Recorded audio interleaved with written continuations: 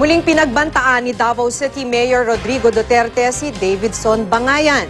Papatayin raw ng alkalde ang sinumang magbabagsak ng smuggled goods sa Davao City. Makibalita tayo kay Marlon Palmahil. You still deny that you are Mr. Davidson Bangayan alias David Tan? Yes, I'm denying because I've signed Davidson Bangayan on that complaint and not aka David Tan. It's David Naawa Bangayan. ako sa iyo eh. Pinibigyan ka ito ng pagkakataon. Hindi lang itong ebidensya kontra sa iyo na ikaw si David Tan. Sa muling pagharap ni Davidson Bangayan sa pagdinig ng Senado, pinanindigan niya ang nauna niyang pahayag na hindi siya si alias David Tan, ang itinuturong nasa likod ng malakihang rice smuggling sa Pilipinas. Matapos ang pagtanggi ni Bangayan, humarap si Davao City Mayor Rodrigo Duterte. Ipinakita niya sa mga senador ang isang litrato ni David Tan na ibinigay umano sa kanya mula sa isang intelligence report nang makumpirma niyang talamak nga ang rice smuggling sa Davao City. Positibong tinukoy ni Duterte na si Bangayan ang nasa litrato. So sabi ko doon sa intelligence community, produce to me a face of David Tan. Binigay sa akin, ito yon. Nandito ba yung David Tan na yun? Is the one? Sino siya? Sino siya? Ito? Yes, that's the one. Si Bangayan. Yeah.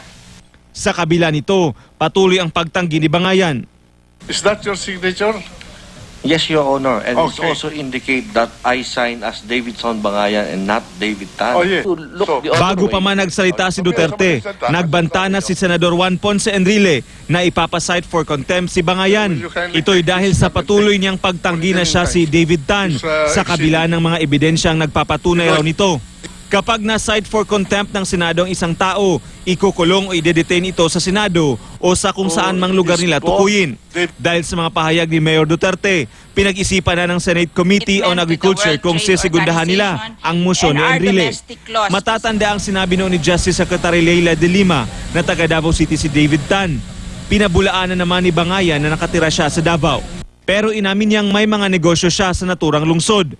Ayon kay Mayor Duterte, dilihitimo ang mga negosyo ni Bangayan sa kanilang lugar. Scrap metal and fertilizer.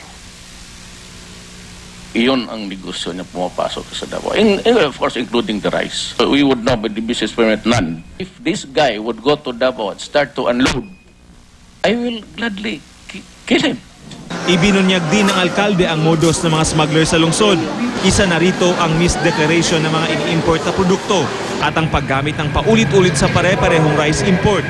Tugma ito sa ibinulgar noon ni De Lima. Base sa mga pahayag umano ng hawak nilang dalawang testigo laban kay Davidson Bangayan. Marlon Palmahil, Nagbabalita, Pilipinas.